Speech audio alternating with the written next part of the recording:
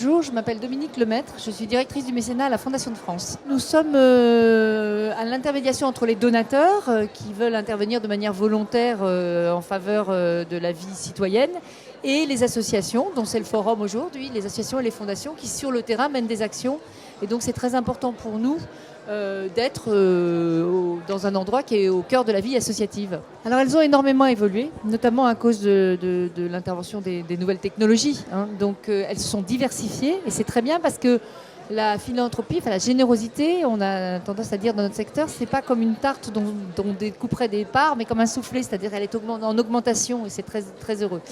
Alors en fait, ces moyens, ces nouvelles technologies, elles permettent de faciliter la vie du donateur, d'aller le chercher dans différentes occasions de sa vie privée, quotidienne, de le motiver pour des causes, qu'il s'agisse de quelqu'un qui va faire une course, la Parisienne à Paris, et qui va apporter un dossard pour une association, qu'il s'agisse d'un client d'un magasin qui va accepter de faire un arrondi de son addition en caisse, qu'il s'agisse de supprimer les chèques en proposant aux donateurs d'aller faire des dons en ligne sur les sites internet ou même par SMS sur leur mobile.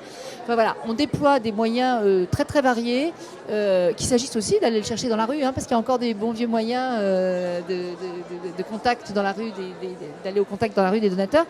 Ce qu'on peut dire, c'est que ça se diversifie énormément, que du coup ça accroît la collecte de fonds et c'est une très bonne nouvelle.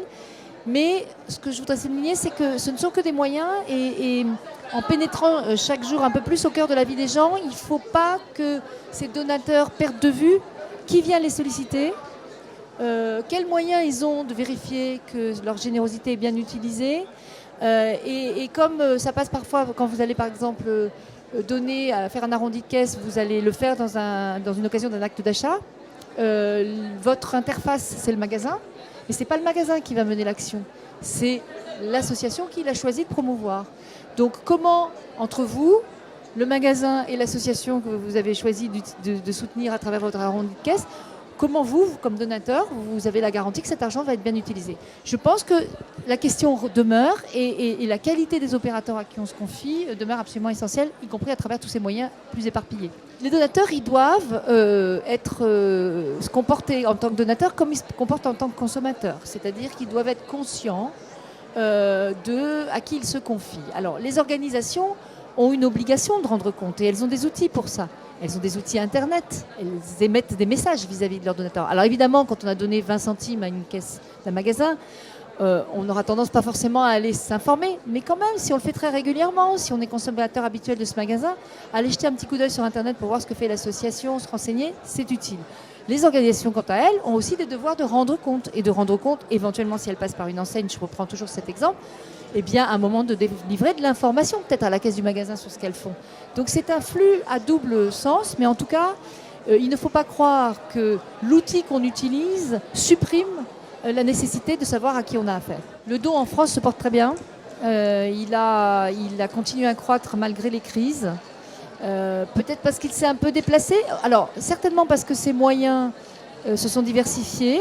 Donc, on va chercher des dons à des tas d'endroits différents et à des tas de moments différents de la vie des gens, des petits, des micros, des moyens, et puis aussi des grands dons, puisqu'il y a aussi... on n'en parle peut-être pas encore assez, mais il y a des gens qui s'engagent dans la cité, qui ont gagné de l'argent et qui décident de faire des fondations, de faire des grands dons qui le font de manière très responsable. On assiste à un partage beaucoup plus grand qu'avant de l'intérêt général entre la sphère privée et la sphère publique. On ne remplacera jamais le public, mais soyons bien d'accord, et on ne cherche pas à le faire. Mais tout de même, il y a un fort mouvement chez les gens qui ont des moyens de s'intéresser. Ça, c'est une très bonne nouvelle. Ce qui fait que quand vous additionnez tout, la générosité est plutôt en croissance.